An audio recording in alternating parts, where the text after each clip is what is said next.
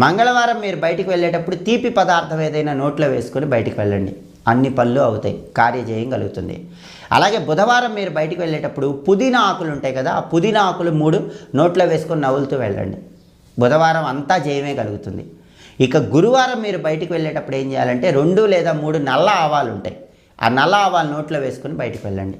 నల్ల ఆవాలు నోట్లో వేసుకొని బయటకు వెళ్తే గురువారం అన్ని పనుల్లో విజయం కలుగుతుంది. అలాగే శుక్రవారం బయటికి వెళ్ళేటప్పుడు 1 స్పూన్ పెరుగు తిని వెళ్ళండి.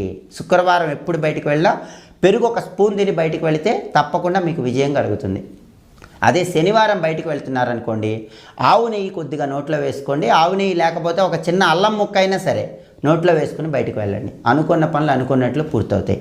ఇక ఆదివారం అయితే తమలపాకులు మీ దగ్గర ఉంచుకొని బయటకు వెళ్ళండి. 2 కానీ 3 కానీ తమలపాకులు దగ్గర ఉంచుకొని ఆదివారం బయటకు వెళితే మీరు అనుకున్న పనులు అనుకున్నట్లు పూర్తవుతాయి. ఇలా మహర్షులు మనకి ఏ రోజు ఏం చేసి బయటకు వెళితే అదృష్టంగా